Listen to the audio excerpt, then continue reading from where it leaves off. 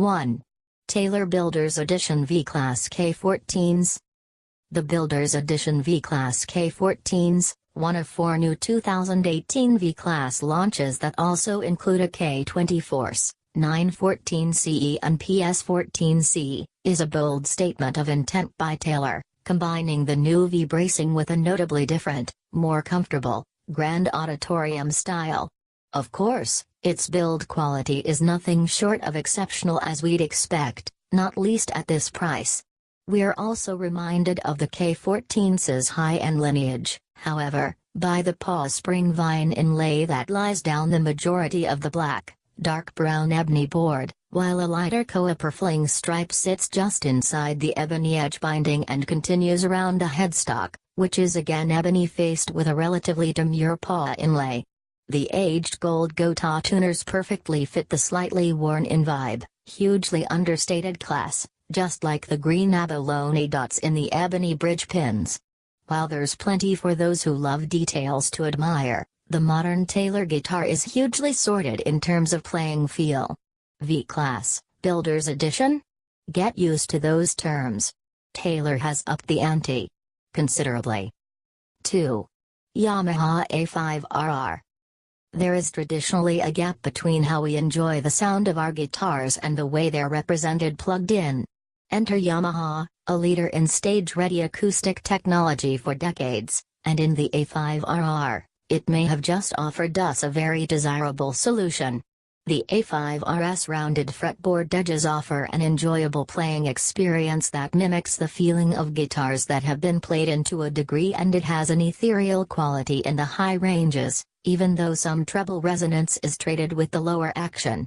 The A5's resonance and bright balance is a fine showcase for the clever SRT2 preamp. We actually couldn't dial in a bad sound on it because the treble and bass controls mirror the natural subtlety of the pickup, dynamic design.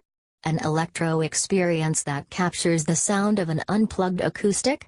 The SRT2 is one of the closest to get there yet. An update that marks the A series out as an essential consideration for players who rely on a consistent and controllable stage sound. 3. Martin D15M Burst. This D15M Dreadnought features a solid genuine, South American, mahogany top over A-frame X bracing. The same material is used for the back, sides and neck. The neck profile is a modified low oval, and it's hard to imagine anyone having a problem with it. Bone nut and saddle, check. Vintage style, open gear tuners, check. Super thin matte nitrocellulose finish all over, check. Tonally, there is a rich and projecting core sound that's complemented by the unmistakable Martin D resonance. It's vibrant and ebullient, yet not brash, warm and full without being thick or indistinct. It puts every single cent of its build budget into making the best sounding and playing instrument, with very little concession to cosmetics, electronics or anything else. Solid woods, improved neck joint, bone nut and saddle, no frills whatsoever, save for the burst top. It's unreservedly recommended. 4. Taylor GS Mini.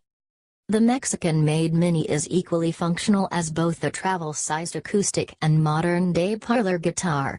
Despite its small footprint, the GS Mini is no toy instrument. There's a solid Sitka spruce top, a faultless build quality, and the setup is immaculate. Rather like a good parlor-size guitar, the GS Mini outputs a sound that belies its compactness. We'd lay a considerable sum to suggest it'd be a fine recording guitar, that tight low end giving space to a bass guitar, or bassier 6-string, while the mids aren't overly honky, as some parlors can be, and the silky, sparkly highs are pure Taylor fidelity. Far from a gimmick, this is a guitar with its own vibe and voice, and both are very appealing.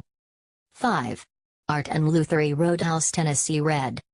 Made by Art and Lutherie, a sub-brand of Godin guitars, known mostly for its electric guitars, this parlor model cuts straight to the chase. It's clean, it's earthy, it's got attack, and its design takes you back in time to the rural Deep South where all you might have needed were the clothes on your back and this instrument for company.